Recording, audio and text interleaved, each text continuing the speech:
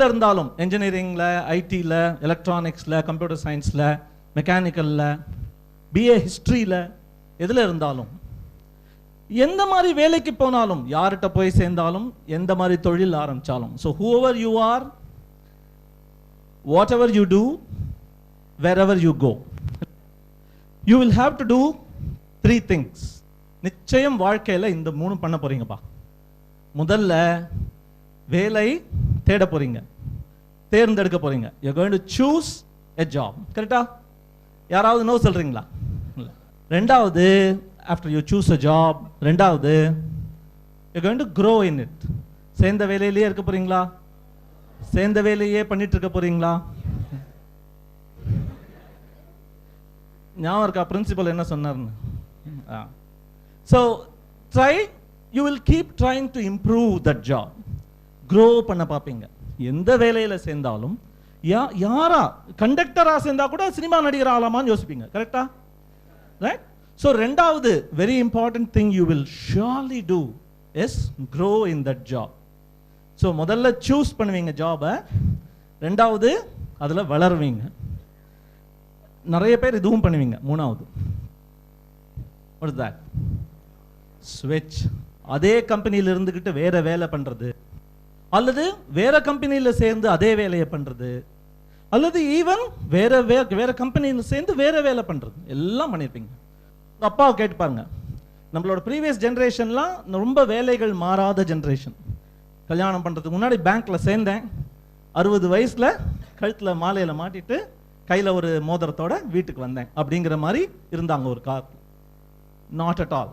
இப்போ அதாவது எங்கப்பா காலத்தில், what's your date tell me, has he change jobs even once?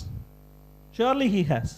So I was trying to look for gender equality here, but நிறைய அம்மாக்கள் வந்து வேலை இன்னும் சேர ஆரம்பிக்கல. நீங்கள்லாம் வேலைக்கு போவீங்களா இருக்கும், அப்போ மாறுவீங்களா இருக்கும். Okay okay okay, silence silence silence please.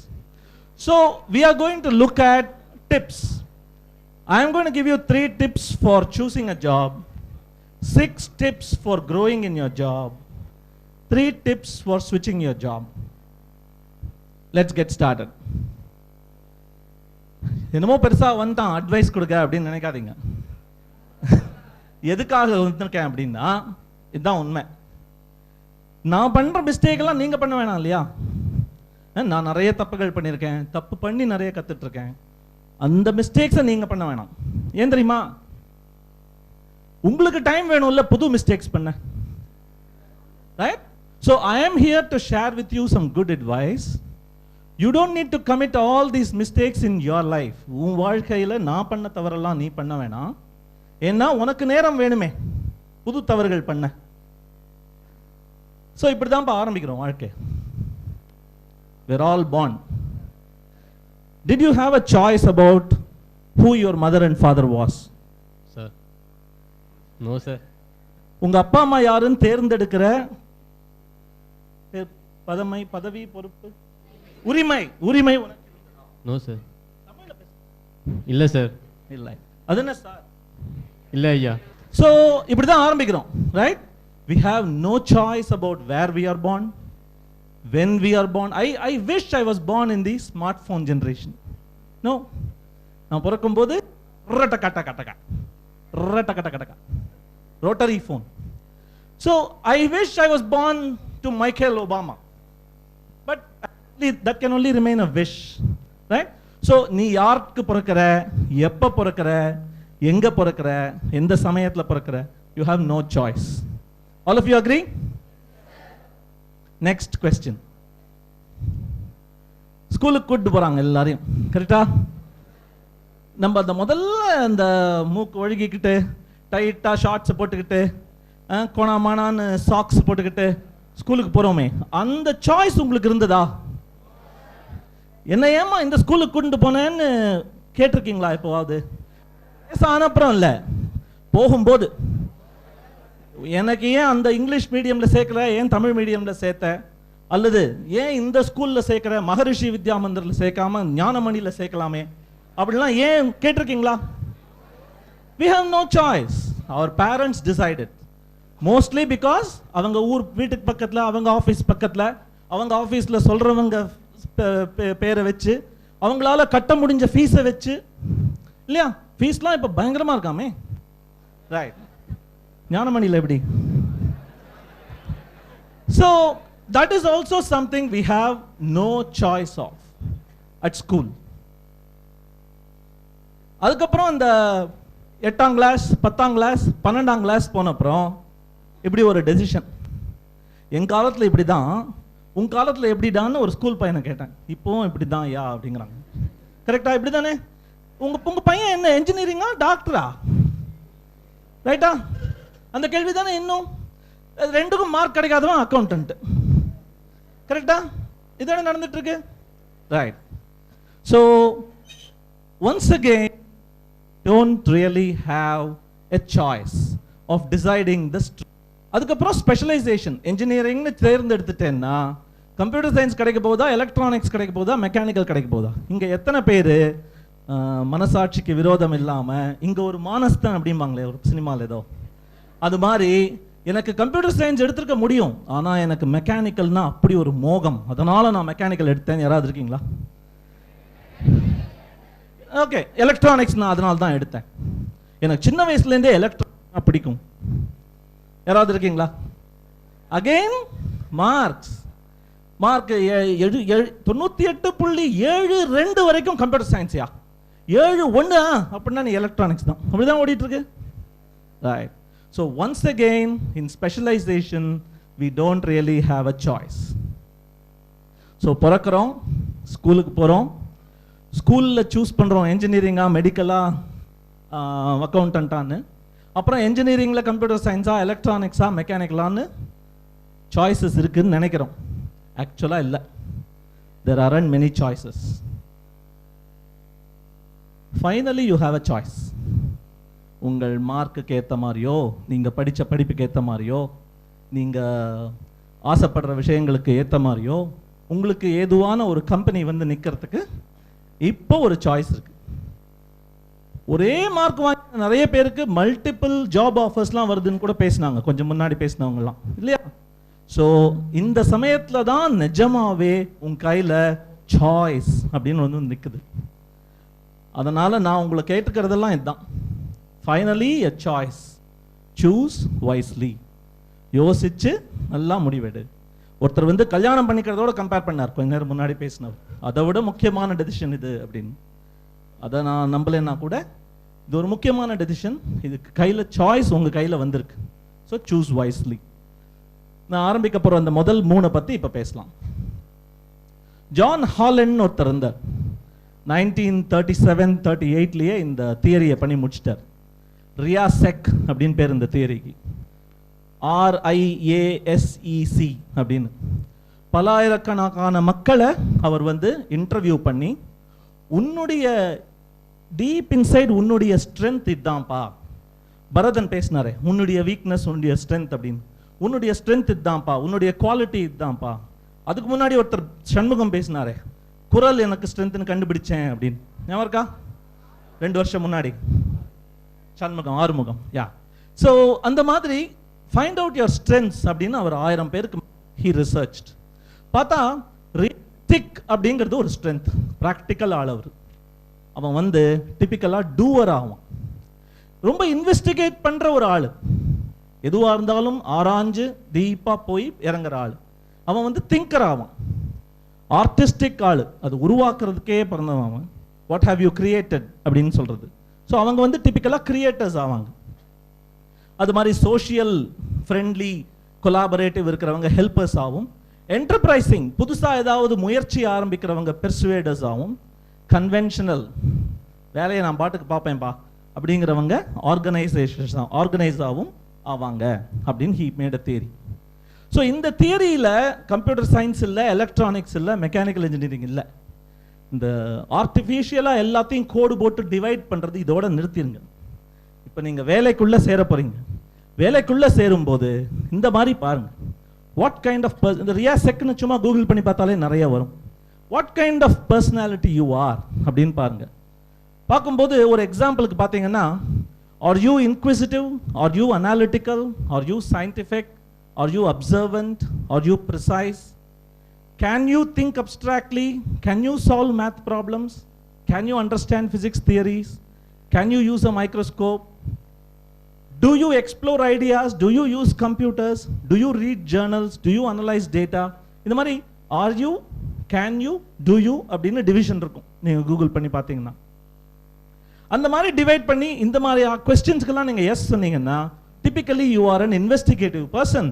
You belong to become a dentist or a mathematician or an engineer or a physician அப்படின்னு he would have done a research. So what I want each of you to do, ஒவ்வொருத்தரும் நீங்கள் வந்து இந்த stream மறந்துடுங்க, உங்களுடைய inner strength என்னங்கிறத அந்த ரியாசெக் மூலமாக அனலைஸ் பண்ணீங்கன்னா you will be able to answer these questions and get on to what your particular strength is. That's the first thing. The second thing for the choosing of a job that I want to share with you is something our friend Bharathan talked about in the morning, but slightly different. Talakazha irukum idu. What comes easily to you? உனக்கு ரொம்ப சுலபமா எது வருது, ரொம்ப ஈஸியா உனக்கு நேச்சுரலா எது வருது? சச்சினுக்கு கிரிக்கெட், லியோனல் மெஸ்ஸிக்கு ஃபுட்பால் அப்படின்லாம் பேசணுமே. ஸோ உனக்கு நேச்சுரலா எது வருது அப்படிங்கிறது ஒரு பார்ட்டில் வச்சுக்கோங்க. ஸோ என்னுடைய பர்சனல் கதையை எடுத்துருந்தீங்கன்னா எனக்கு வந்து நேச்சுரலாக கிரியேட்டிவ் கான்செப்ட்ஸ் நல்லா வரும், கனெக்டிங் வித் பீப்புள் நல்லா வரும், எவாஞ்சலைசிங் நல்லா வரும், ஒரு விஷயத்தை பற்றி ப்ரொமோட் பண்ணி நீயும் சேர்ந்துக்கோ அப்படின்னு ரிக்வெஸ்ட் பண்ணுறது நல்லா வரும். அது மாதிரி problem solving, analytical thinking, problem solving நல்லா வரும், எனக்கு நேச்சுரலாக வரும். அடுத்த சர்க்கிள் பார்த்தீங்கன்னா வாட் டு யூ லவ். நல்லா ஞாபகம் வச்சுக்கோங்க, நேச்சுரலாக உனக்கு ஈஸியாக எது வருதோ அது மேலே நீ மோகம் கொண்டிருக்கணும்னு அவசியம் இல்லை. உனக்கு ரொம்ப பிடிச்ச விஷயம் உனக்கு நேச்சுரலாக வரணும்னு கூட அவசியம் இல்லை. அதனால தான் ஓவர்லேப் இருக்குது ரெண்டுக்கும். ஸோ வாட் யூ லவ் அப்படின்னு பார்த்தீங்கன்னா, in my personal case I loved playing basketball. As a kid in college I loved programming games. Prince of பர்ஷியான்னு ஒரு காலத்தில் ஒரு பழைய காலத்து கேம் அது. அந்த கேமை பார்த்த உடனே இந்த மாதிரி நம்ம ஒன்று பில்ட் பண்ணணும்னு சொல்லிட்டு I started writing programs. That was my first programming effort. So programming games எனக்கு ரொம்ப நேச்சுரலாக வந்தது. புது விஷயங்களை கற்றுக்கிறது எப்போவுமே எனக்கு ஆசை. அது மாதிரி வைல்ட் லைஃப் பற்றி எனக்கு மற்றவங்களுக்கு சொல் தரதுக்கு ரொம்ப ஆசை. அதாவது நேஷனல் ஜியோகிராஃபிக் பார்த்து அதை வச்சு சொல் தரது அந்த மாதிரிலாம் எனக்கு ரொம்ப இன்ட்ரெஸ்ட் இருந்தது. வைல்ட் லைஃப் இன்ட்ரெஸ்ட் இருந்தது, டீச்சிங்லேயும் இன்ட்ரெஸ்ட் இருந்தது. மூணாவது சர்க்கிள் வந்து அவர் ரொம்ப நேரம் கேட்டுட்டு இருந்தார் உங்களை, பதில் சொல்லுன்னு ஞாபகம் இருக்கா? ஸோ மூணாவது circle what is hot in the market. In my case it is what pays you well. அதே தான், சிமிலர் தான் இல்லையா? ஸோ எது உனக்கு சம்பளம் கொடுப்பாங்க, உனக்கு ரொம்ப பிடிச்சிருக்கலாம், உனக்கு நேச்சுரலாக வரலாம், ஆனால் அதுக்கு எவனும் பணம் தர போகிறது இல்லைன்னா அதை நீ கரியராக மாற்ற முடியாது. Right? So again if you look at my case, எனக்கு எதிராக பணம் கொடுப்பாங்க எனக்கு பிடிச்சதில்ல அப்படின்னா, நான் டீச் பண்ணால் பணம் கொடுப்பாங்களா இருக்கும், நான் ப்ரோக்ராமிங் பண்ணால் பணம் கொடுப்பாங்களா இருக்கும், நான் எவாஞ்சலைசிங் பண்ணால், எவாஞ்சலைசிங்னா ஒரு விஷயத்தை பற்றி மற்றவங்களுக்கு பரப்புறது, அது பண்ணால் நல்லா பணம் கொடுப்பாங்களா இருக்கும். ஸோ இந்த மூணு சர்க்கிள்லையும் பீஸாக நான் போட்டு வச்சுட்டேன். This is what I love to do, this is what comes easily to me, this is what people will pay me for. இதுக்கு தான் பைசா கொடுப்பாங்க, இதுக்கு தான் நேச்சுரலாக வருது எனக்கு, இதெல்லாம் தான் எனக்கு ரொம்ப பிடிக்கும். இப்போ பார்த்தீங்கன்னா ஓவர்லேப் பார்த்தீங்கன்னா what to you love, what comes easily to you, அது ரெண்டுக்கும் ஓவர்லேப் பார்த்தீங்கன்னா அங்கே சின்னதாக எழுதியிருக்கிறது வந்து நாட் சஸ்டெயினபிள், ரொம்ப நாள் நிற்காது. அதை நீ கரியராக சூஸ் பண்ணேன்னா, எனக்கு ரொம்ப பிடிக்கும் இது, எனக்கு நேச்சுரலாக வரும் இது அப்படின்னு சொல்லிட்டு ஏதாவது பண்ண ஆரம்பிச்சேன்னா மற்றதை பற்றி யோசிக்காமல் அது ரொம்ப நாள் நீடிக்காது. It's a very important lesson. ரெண்டாவது ஓவர்லேப் பார்த்தீங்கன்னா உனக்கு ரொம்ப பிடிச்சது எது, நல்ல சம்பளம் கொடுக்குறவங்க எது, அது ரெண்டுக்கும் ஓவர்லேப் பார்த்தீங்கன்னா பொட்டென்ஷியலி மிசரபிள். ஏன்னா உனக்கு அது நேச்சுரலாக வராது. சார் எனக்கு ரொம்ப பிடிக்கும், நல்லா சம்பளமும் கொடுக்குறேங்கிறீங்க, ஆனால் நேச்சுரலாக எனக்கு வராது அப்படின்னா ரொம்ப கஷ்டப்பட போகிற வாழ்க்கையில். ஸோ அதை சூஸ் பண்ணுறதும் டேஞ்சர். அதே மாதிரி இங்கே கீழே ஓவர்லேப் பாருங்க, எனக்கு நேச்சுரலாக வரும், நல்ல சம்பளமும் தரேங்கிறீங்க, ஆனால் எனக்கு பிடிக்காது அது அப்படின்னா இட் லேக்ஸ் பேஷன். அந்த வயிறில் இருக்கிற அந்த அந்த அடி வயிறுலேருந்து அதை நம்பி பிடிச்சு you cannot shower love upon it and grow. So it will lack passion. So நீங்க எய்ம் பண்ண வேண்டியது, கரியர் சாய்ஸ் பண்ணும்போது எய்ம் பண்ண வேண்டியது நடுவில் இருக்கு பாருங்க, ஸ்வீட் ஸ்பாட். ஸோ உனக்கு பிடிச்சும் இருக்கணும், உனக்கு நேச்சுரலா வரவும் இருக்கணும். அதாவது எனக்கு ஹாபிஸ் அப்படின்னு கேட்பாங்க இன்டர்வியூல, மியூசிக் சார் அப்படிம்போம். ஏஆர் ரஹ்மானுக்கு மியூசிக் ஹாபி, உனக்கு இல்ல. மியூசிக் கேட்கறது ஹாபி கிடையாது. பாடுவியா பாத்ரூம்ல, தட் இஸ் குட். ஐடென்டிஃபை பண்ணுவியா ராகம், தட் இஸ் குட். இல்லனா மியூசிக் ஹாபின்னு சொல்லாதீங்க. லிசனிங் டு மியூசிக் ஹாபின்னு சொல்லுங்க வேணா. ரைட்? புக்ஸ் எழுதுறதுக்கா? புரியுதா? You understand? சோ ரொம்ப பிடிக்கும் டசன்ட் மீன் ரொம்ப ஈஸியா வரும். புரிஞ்சுதா? So you should aim for a sweet spot. என்னுடைய வாழ்க்கையில நான் எய்ம் பண்ண ஸ்வீட் ஸ்பாட் வந்து, எனக்கு டீச் பண்ண பிடிக்கும், எனக்கு கேமிங் பிடிக்கும், எனக்கு ப்ரோக்ராமிங் பிடிக்கும். So I teach game programming. It's the best of 3 worlds for me. Teaching பிடிக்கும், கேமிங் பிடிக்கும், ப்ரோக்ராமிங் பிடிக்கும். I teach game program. Look at that. So that is what I encourage you to do. When you aim for your career, choose wisely, choose like this. மூணாவது பா, இது மூணாவது tip for choosing the right job.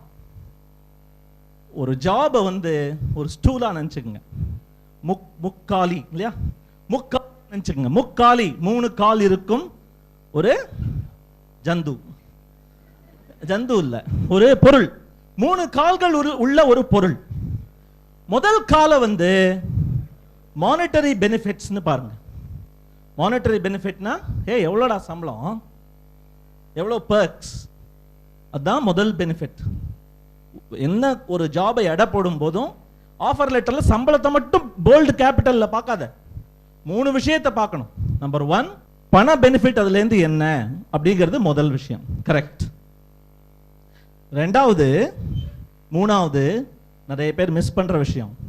ரெண்டாவது, on job responsibility என்ன, எனக்கு என்ன பொறுப்பு தரீங்க.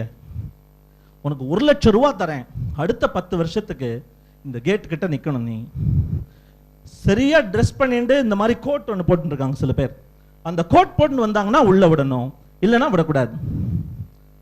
Is that a good on job responsibility? 1 lakh rupees a month, starting salary 1 lakh rupees a month. Will you take it? 1 lakh rupees a month, but there is no responsibility. நீ 2 நாள் leave வரல, எவனுக்கும் nobody cares you exist in this world. உனக்கு மரியாதை கிடையாது, உனக்கு நீ பண்றியா இல்லையான்னு பார்க்கிறதுக்கு கிடையாது, கரெக்டா பண்ணியான்னு செக் பண்ண யாரும் கிடையாது. உன்னால் 4 பேர் உருப்பட மாட்டாங்க. இல்ல I'm just drawing an example, right? Gatekeeping job is great, security job is good, but for engineers like you to take a job like that, even if it is for 1 lakh rupees, you need to think. So ரெண்டாவது கால் வந்து on job responsibility. பணம் வந்தா மட்டும் போராது, எனக்கு responsibility இருக்கான்னு you have to check. The third is learning opportunity. புது விஷயங்கள் கத்துக்கிறதுக்கு உங்களுக்கு ஆப்பர்ச்சுனிட்டி இருக்கா அப்படிங்க. நீங்க சொன்னதுக்கு நான் ஆப்போசிட்டா சொல்லலாம்ல, தேங்க்ஸ். இப்போ கோபால் கத்துக்கணும், ஃபோர்ட்ரான் கத்துக்கணும், 2 லட்சம் ரூபாய் மாசம் சம்பளம் தரேன். ஆனா 1978ல ப்ரோக்ராம் பண்ண எங்க தாத்தா பண்ண ப்ரோக்ராமிங் தப்பெல்லாம் கத்துக்கிறதுக்கு ஃபோர்ட்ரானும் கோபாலும் கத்துட்டு வந்துரு, 2 லட்சம் ரூபாய் சம்பளம் தரேன். ஸோ நான் பேசுறதுக்கு மீனிங் இருக்க போகுதுன்னா, 2 லட்சம் ரூபாய் சம்பளம் தந்தா கூட ஏமாந்துடாதீங்க. ஏன்னா அவர் ரொம்ப தடவை சொன்ன மாதிரி, they may not be dead technologies, correct, but they are not growing technologies. 88 கிழம் பெருசு ஒண்ணு வீட்டுல, அது இன்னும் போல, ஆனா அது வளருதா? வளருதா? சாப்பிடுது, போகுது, படுக்குது, ரைட்டா? சோ இல்ல இந்த பாருங்க, முன்னேற்றத்தை நோக்கி நம்ம போயிட்டு இருக்கோம்.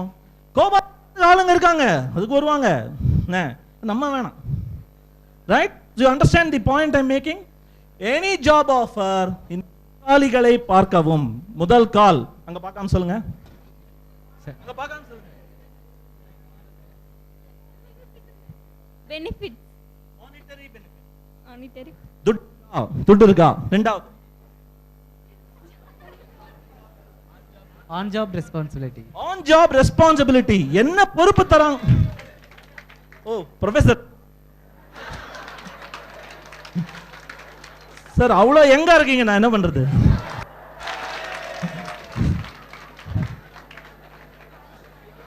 சோ ரெண்டாவது கால் ஆன் ஜாப் ரெஸ்பான்சிபிலிட்டி. உங்களுக்கு பொறுப்பு கொடுக்குறாங்களா? இப்ப ஸ்டீவ் ஜாப்ஸுக்கு கார் ஓட்டணும்யா, ஸ்டீவ் ஜாப்ஸுக்கு கார் ஓட்டணும், 10 ரூபா மாசம். ஸ்டீவ் ஜாப்ஸ் போயிட்டாரு. டிம் குக், மார்க் ஜக்கர்பர்க்கு கார் ஓட்டணும், 10 ரூபா மாசம் சம்பளம். வருவீங்களா? Do you realize the learning opportunity driving Zuckerberg around? Just sitting next to him you can learn a million things. அவன் உன் காதுல படாம போனு பேச முடியும். எத்தனை அமெரிக்கன் பிரசிடென்ட் இந்த அப்பாயின்மெண்ட் கேட்டு கால் வரையா? How much you can learn, think about it. Tata பிர்லாக்கு கார் ஓட்டுறதுக்கு ஆப்பர்ச்சுனிட்டி கிடைக்குதுன்னு வச்சுக்கோங்க. The on job learning opportunity is amazing. நான் பாருங்க, நான் சொல்றது எல்லாமே கதை தான் இங்க, ரைட்? நிஜமா நடக்க போறது இல்ல. பட் எதுக்காக சொல்றேன்னு புரிஞ்சுதா? சும்மா சம்பளத்தை பார்த்துட்டு இருக்காதீங்க. சம்பளத்தை தாண்டி ஆன் ஜாப் ரெஸ்பான்சிபிலிட்டி. என்னடா பொறுப்பு தரேன் எனக்கு? பொறுப்பு என்ன கொடுக்குறேன் எனக்கு? அதே மாதிரி என்ன லேர்னிங், அடுத்தது நான் என்ன கத்துக்க முடியும் வேலையில, அதை கொடு. இந்த 2 கேள்விகளும் அடிஷனலா கேளுங்க எந்த ஜாப் எடுத்தாலும். ஸோ ஒரு கால் சின்னதாக இருந்ததுன்னு வச்சுங்க, மானிட்டரி பெனிஃபிட் இல்லைன்னா நல்ல ஆன் ஜாப் ரெஸ்பான்சிபிலிட்டியும் நல்ல லேர்னிங் ஆப்பர்ச்சுனிட்டியும் கிடைச்சா அதில் ஆரம்பிக்கிறது தப்பே இல்லை, ரைட்? ஸோ நான் என் ஃப்ரெண்ட்ஸ்ட்டு சொல்றது இதுதான். நீங்கள் இப்போ லேர்னிங் டு ஏர்ன், சம்பாதிக்க கற்றுக்கொண்டிருக்கிறீர்கள், சம்பாதிக்க ஆரம்பித்து கற்றுக்கொண்டிருக்கிறீர்கள். Learning to earn. நீங்க எப்படி மாத்தணும் தெரியுமா? yearning to learn, YEARN ஒரு வேர்ட் இருக்கு இங்கிலீஷ்ல. yearn அப்படின்னா விழையுதல், ஆசைப்படுதல், தாங்க முடியாமல் ஒரு ஆசைப்படுதல், விழையுதல். ஸோ yearning to learn, கத்துக்க ஆசைப்படுங்க. முன்னாடி மார்னிங்லாம் பேசினாங்க, படிப்பு முடிஞ்சு போயிட்டுன்னு நினைச்சிடார், இப்பதான் ஆரம்பிக்குது. So do not look for only one leg in the stool, don't make that mistake. So 3 விஷயம் பேசணும். ரியாசெக் வச்சு எடை போடுங்கன்னு சொன்னோம். அந்த 3 சர்க்கிள்ஸ் பார்த்தோம். What you love, what comes naturally to you, and what people will pay for பார்க்க சொன்னோம். 3வது 3 ஸ்டூல் பார்க்க சொன்னேன். ஸ்டூல் கால்கள். பணம் இருக்கா, ரெஸ்பான்சிபிலிட்டி இருக்கா, லேர்னிங் இருக்கா, இது 3ஐயும் பாருங்க. So these are the 3 tips I have for people who are looking to start a job. Choose it. So whoever you are, wherever you go, whatever you do, choose பண்ணிட்டோம். இப்போ next நம்ம பண்ண போறது grow. The first thing you need to learn when you are in a job is there is this thing called Pareto's principle. கேள்விப்பட்டிருப்பீங்கன்னு நினைக்கிறேன். இந்த பாரட்டோங்கிற அந்த scientist என்ன சொன்னாரு, scientist philosopher, 80% of is done by 20% of that thing. So இந்த இடத்துல இன்னைக்கு கேள்வி கேட்டவங்க எல்லாம் பாத்தீங்கன்னா 12 பேர் கேட்டாங்க. 12 பேர் தான் உட்கார்ந்து இருந்தாங்களா? 100. ஆனா 100 பேரில் 12 பேர் தான் கேள்வி கேட்பாங்க, ரைட்? அதே மாதிரி 25 ப்ரொஃபசர்ஸ் இருப்பாங்களாக்கும் ஒரு டிபார்ட்மெண்ட்ல. 20% of the professors will be exceptionally good. 5 song போட்டிருப்பாரா இருக்கும் ராவணன் படத்துல ரஹ்மான், 4 சாங் ரொம்ப நல்லா இருக்கும். ஸோ என்ன பாயிண்ட் சொல்ல வரேன் அப்படின்னா, பாரட்டோ பிரின்சிபல் என்ன சொல்லுதுன்னா, 80% இதை வேலைக்கு அப்ளை பண்ணா, அதாவது நீங்க சேர்ந்துட்டீங்களே வேலை, இப்ப சூஸ் பண்ணி அந்த வேலைக்கு அப்ளை பண்ணா 80% of your job is boring. Only 20% will be interesting. இப்போ ரஹ்மான மன மன மன மென்டல் மனதில் ஒரு பாட்டு பாட்டார். ஸோ அந்த பாட்டை எப்படி சார் போட்டீங்க, எவ்வளோ நேரம் ஆச்சு, எவ்வளோ நேரம் ஆச்சு சார் அப்படின்னு கேட்டா 5 minutes பாத்ரூம் அப்படிமா. ஒரு நாள் உட்காந்துருந்தேன் பாத்ரூம்ல, ஏதோ யோசிச்சுட்டு இருந்தேன், அப்படியே சைடில் அந்த டேபிளில் தட்டினேன், பாட்டு வந்துச்சு. So only 5 minutes. ஓ அப்படியா சார், சூப்பர் சார், ரொம்ப சார் அப்படின்னு நினைப்பீங்க. ஆனா அதுக்கப்புறம் எவ்வளோ எஃபர்ட் சார் போட்டீங்க பாட்டை ரிலீஸ் பண்றதுக்கு அப்படின்னு கேட்டா, ஐயோ அதை ஏன் கேட்குற, அந்த பாட்டை ஃபுல்லாக எழுதி அதை டியூன் பண்ணி அந்த டியூனை ரத்னம்கிட்ட காட்டி வைரமுத்துட்ட காட்டி, அவர் வேற சண்டை போடுவார், என் வார்த்தைகள்லாம் வெளியில் வருவதில்லை, உன்னுடைய மியூசிக்கே வெளியே வந்து கொண்டிருக்கிறது அப்படிம்பாரு. அவர்கிட்ட பேசி அவர்கிட்ட சரி பண்ணி இதை பாடுறதுக்கு ஒரு ஆளை தேர்ந்தெடுத்து ரெக்கார்டிங் பண்ணி ரீரெக்கார்டிங் பண்ணி போஸ்ட் ப்ரொடக்ஷன் பண்ணி, இதில் எதுவுமே மியூசிக் கிரியேட்டிவிட்டி கிடையாது. புரிஞ்சுதா? So when you join a job, இது வரைக்கும் பரவாயில்ல, but when you join a job 80% of what you do boring. இது பாரு, இன்னைக்கு கேஸே எடுத்துங்க. I am enjoying my time now. I don't know about you, but I am enjoying my time now. இந்த நேர கூத்திற்காக நேற்று இரவு பஸ்ஸில் பிரயாணம், இன்று இரவு ட்ரெயினில் ரயிலில் பிரயாணம், அங்கே காத்திருந்து கிடந்தேன் நாள் முழுதாக. ரைட்? 80-20. ஸோ என்ன சொல்ல வரேன்னா, இதை புரிஞ்சுக்குங்க, 80% of your job will be boring. அந்த சாக்கடையை தாண்டி போனாதான் உங்களுக்கு அந்த 20% ஜாப் இன்ட்ரெஸ்டிங்கா கிடைக்கும். ஜாப் போர் அடிக்குது சார் நினைச்சிடாதீங்க. ஏன்னா any job you start, any job you want to grow in, you need to acknowledge 80% is junk job. டீச்சருக்கு டீச் பண்ண பிடிக்கும், உங்களுக்கு உங்களை நீங்க வாந்தி எடுக்கிற ஆன்சர் பேப்பர்லாம் கரெக்ட் பண்ண சார் உங்களுக்கு பாருங்க, அவரே சொல்லிட்டார். So please realize 80% of your job will be boring. ரஹமானே சொல்லிட்டார். Okay?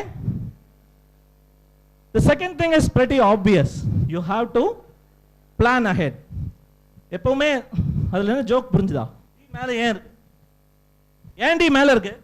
We have to plan ahead. So மேல plan பண்ணு.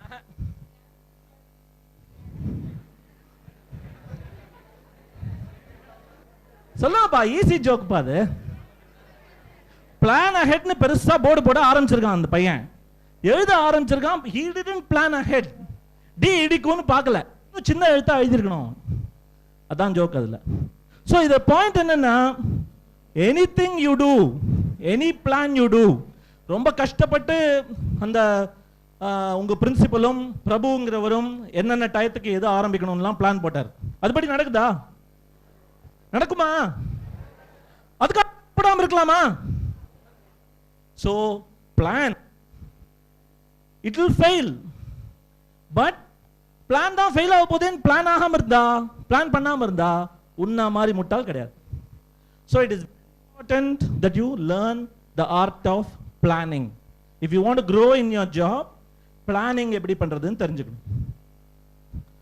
அந்த பிளானையே பொறுத்து ஒரு மூணாவது இம்பார்ட்டன்ட் விஷயம் எனக்கு என்னுடைய பாஸ் சொல்ல தந்த ஒரு விஷயம். அது இதுதான், சின்னதாக சொன்னா, லீட் மோர் தேன் லேக் அப்படின்னு ஒரு இம்பார்ட்டன்ட் அட்வைஸ் கொடுத்தார். வாழ்க்கையில் யார் வேணா எப்போ வேணா அதை ஒரு மந்திரமாக கற்றுக்கலாம். ஸோ எப்போவாவது ஒரு விஷயம் ஒருத்தருக்கு பண்ணுறேன் ப்ராமிஸ் பண்ணிட்டீங்கன்னா, அந்த ப்ராமிஸ் படி நடக்க போகுதுன்னா ஃபைன். அந்த ப்ராமிஸ் படி நடக்காம லேட் ஆக போகுதுன்னா, சார் ரெக்கார்டு இன்னைக்கு சப்மிட் பண்ணிடுறேன் சார் நீங்க சொன்னீங்கன்னா, இன்னைக்கு சாயங்காலம் 6 மணி வரைக்கும் ஆஃபீஸில், சார் உங்க பேர் பத்மநாபன், டாக்டர் பத்மநாபன் இருப்பார். பத்மநாபன் சார் இருக்கும்போது 6 மணி வரைக்கும் சப்மிட் பண்ணலாம் நீங்க அப்படின்னு சொல்லிட்டாருன்னா, சார் 6 மணி வரைக்கும் சப்மிட் பண்ணலாம். நீங்க வேகமா வந்துட்டு இருக்கீங்க, இன்னும் முடிக்கல, கடைசி நிமிஷத்துல காப்பி பண்ணிட்டு இருக்கீங்க பக்கத்துல இருக்கிறவனை வச்சு, 6:05 ஆக போகுதுன்னா 6 மணிக்கு சொல்லக்கூடாது, 5:59 சொல்லக்கூடாது, 5:56 கூட சொல்லக்கூடாது. ஏன்னா நீங்க 6:05 கொடுக்க போறீங்க. எப்ப சொல்லணும்? இதுதான், இந்த கிண்டல் தான் வேணாங்கிறது. ஸோ 5:55 முன்னாடி சொல்லணும். அதாவது நீங்க லேக் பண்ண போறீங்க, எவ்வளோ லேட் பண்ண போறீங்களோ அவ்வளோ லேட்டை டெட்லைனுக்கு மைனஸ் பண்ணி மினிமம் அவ்வளவாவது பண்ணணும். ஸோ ஒரு விஷயம் டெலிவர் பண்றேங்கிறீங்க, 3 days லேட் ஆக போகுதுன்னா 3 days முன்னாடியாவது சொல்லணும், முடிஞ்சா 4 days முன்னாடியே சொல்லணும். So that is good manners when you're interacting with colleagues, with seniors, with customers. நிச்சயம் டிலே ஆகும். எத்தனையோ விஷயங்கள் கபாலியே டிலே ஆகும் பயந்துட்டு இருந்தோம் இல்லையா? ரைட், நிச்சயம் டிலேஸ் இருக்கும். மனுஷனுக்கு இப்ப பிரச்சனையும் கோபமும் எப்ப தெரியுமா? நீ டிலே ஆகுங்கிறத எதிர்பார்க்கிற நேரத்தில் வந்து சொல்றேன். வந்து நிக்க போகுதுன்னு நான் சூப்பர் ஸ்டார் ரஜினின்னு போட்டாங்க, அப்ப விசில் அடிச்சிட்டு இருக்கேன், அப்ப போய் நீ வந்து 1/2 மணி நேரம் படம் வெயிட் ஆகும்யா அப்படின்னு சொன்னீங்கன்னா கிழிச்சிட மாட்டோம். ரைட், ஆனா முன்னாடியே 1/2 மணி நேரம் ரஜினியை பற்றி 3 பேர் சொற்பொழிவு ஆற்றுவார்கள் அப்படின்னா 1/2 மணி நேரம் முன்னாடியே சொல்லிட்டீங்கன்னா fine. So lead before lag. The fourth thing, ரெண்டுமே 2 கையை வச்சு தான் பண்றோம். ஒன்னு என்ன பண்ணிட்டு இருக்கு, இடது பக்கத்துல ஹேண்ட் ஷேக் பண்ணிட்டு இருக்கு, வலது பக்கத்துல கையை தூக்கிட்டு கை பிடிச்சிட்டு இருக்காங்களா? சேலஞ்ச், ஆர்ம் ரெஸ்லிங், அப்படி ரெஸ்லிங் பண்ணுவாங்களே, ஆர்ம் ரெஸ்லிங். ஸோ ரெண்டுமே 2 கை தான் பண்றாங்க. பட் நீங்க ஸ்கூலுக்கு போக ஆரம்பிச்சிங்களே அப்போலேருந்து இப்போ நீங்க காலேஜை விட்டு வெளில போற வரைக்கும் உங்க ஸ்டூடெண்ட் ஃப்ரெண்ட்ஸோடையும் பார்ட்னர்ஸோடையும் நீங்க பண்றது எல்லாமே ஃபைட்டிங்.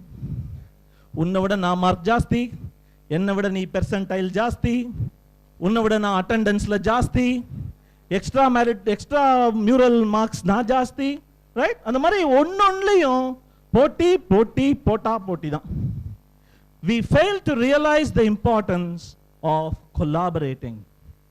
நீங்க ஆஃபீஸ் வந்து வச்சுங்க, ஒரு வேலைக்கு ஜாயின் பண்ணீங்கன்னா, டேய் 2 பேருக்கும் அதே வேலையை கொடுத்துருக்கேன், நீ தான் முதல்ல, யார் முதல்ல முடிக்கிறாங்கன்னு பார்க்கலாம் அப்படின்னு எந்த கம்பெனி தான் கொடுப்பாங்களாப்பா?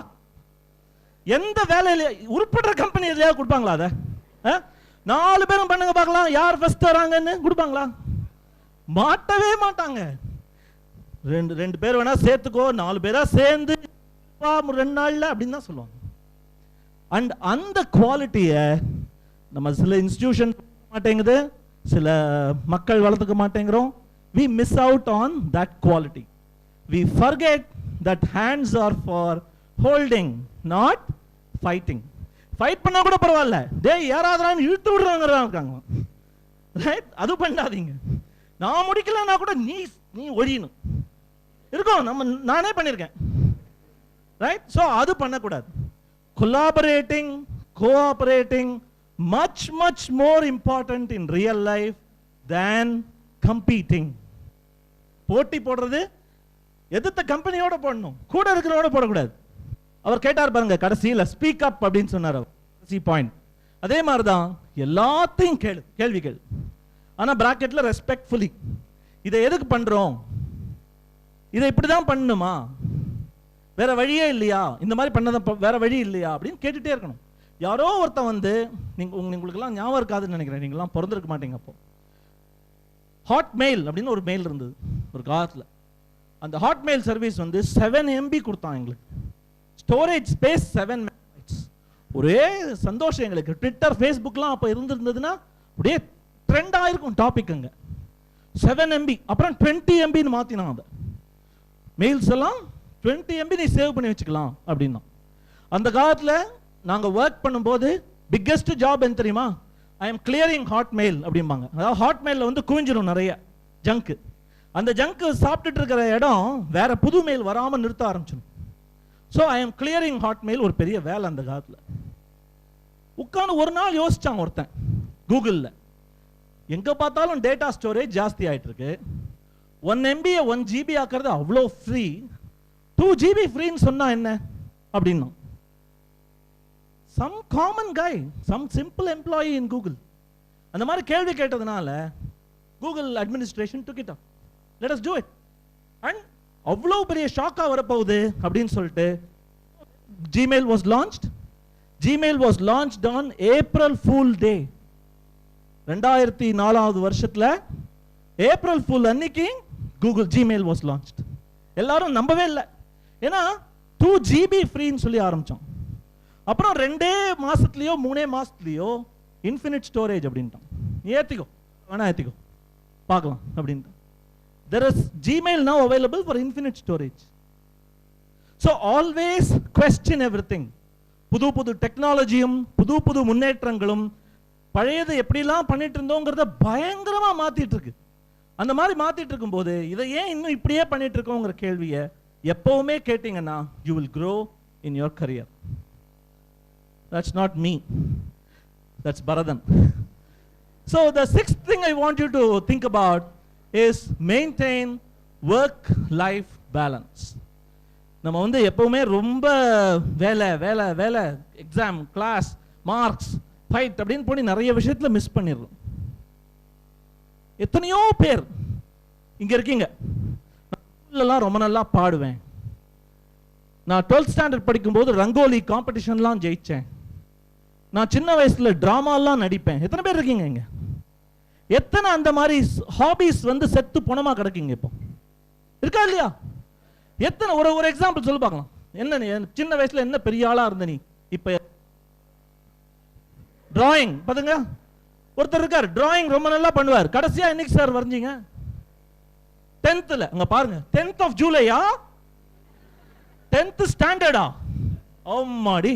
ஸோ அந்த மாதிரி ஒரு artist is now missing. So யோசிச்சு பார்த்தீங்கன்னா ஒவ்வொருத்தருக்குள்ளேயும் இந்த மாதிரி ஏதோ ஒரு நல்ல ஒரு ஹாபி அப்படி சின்னதாக எட்டி பார்த்துட்டு அம்மா அப்பானாலேயோ டீச்சர்ஸ்னாலேயோ சில பேட் டீச்சர்ஸ்னாலேயோ சில ப்ரெஷர் ஃப்ரம் எஜுகேஷனல் அகாடமிக் ப்ரெஷர்னாலேயோ அமுக்கப்பட்டு மூச்சு திணறி செத்துருக்கு. ஆனால் ஒன்று புரிஞ்சுக்குங்க, வேலையில் ஜாயின் பண்ணிட்டோம் இனிமே நம்மளுக்கு அந்த ஹாபிஸ்லாம் இம்பார்ட்டன்ட் இல்லை நினச்சிங்கன்னா டேக் பண்ணுறீங்க. ஏன் தெரியுமா? நீங்கள் அந்த காலேஜ்குள்ளே வந்து அதை முடித்து ஜாப்னு ஜாயின் பண்ணும்போது நீங்கள் யாருன்னு நாங்கள் பார்க்கறது வந்து it is based on your hobbies. உங்கள் ஹாபிஸ் தான் உங்களை அந்த மாதிரி ப்ரொஜெக்ட் பண்ண வைக்குது. அந்த ஹாபிஸை கட் பண்ணிட்டீங்கன்னா நீங்கள் ஆக்சுவலாக 2/3 ஆஃப் யுவர் பர்சனாலிட்டி தான் ஆக்சுவலாக வேலையே பண்ணுது. So not ignore your hobbies, your non-academic traits, your life balance. மற்றதெல்லாம் மறந்துட்டு பண்ணீங்கன்னா the வேலை will start being affected. It is important that you have a proper work-life balance. So that's the second course that we did. We did choosing, we did growing. So now for people who want to switch a job, மூணு விஷயம் சொல்ல போறேன். நீங்க job மாத்த போறீங்கன்னா இதை பாருங்க அப்படின்னு ஞாபகம் இருக்காது, ரைட்? ஸோ அந்த ஸ்டூல் ஆப்பர்ச்சுனிட்டி சொன்னேனே, அந்த 3 விஷயங்கள் என்ன? மானிட்டரி பெனிஃபிட் இருக்கா, ஆன் ஜாப் லேர்னிங் இருக்கா, ஆன் ஜாப் ரெஸ்பான்சிபிலிட்டி இருக்கா. ஸோ வேலை மாத்த போறீங்கன்னா சிம்பிள் ரூலுங்க, 3 காலில் 2வது பெருசா இருக்கணுங்க புது வேலையில. அதே மாதிரி ஆப்பர்ச்சுனிட்டி லேர்னிங், அதே மாதிரி ரெஸ்பான்சிபிலிட்டி, சம்பளம் மட்டும் ஜாஸ்தி கொடுக்குறாயா அப்படின்னா போகாதீங்க. அதே சம்பளம் ஆனா ரெஸ்பான்சிபிலிட்டி ஜாஸ்தி கொடுக்குறான், லேர்னிங் ஆப்பர்ச்சுனிட்டி ஜாஸ்தினா take it. You understand the simple rule? So when you want to choose a job, the next job, remember this is the very simple rule.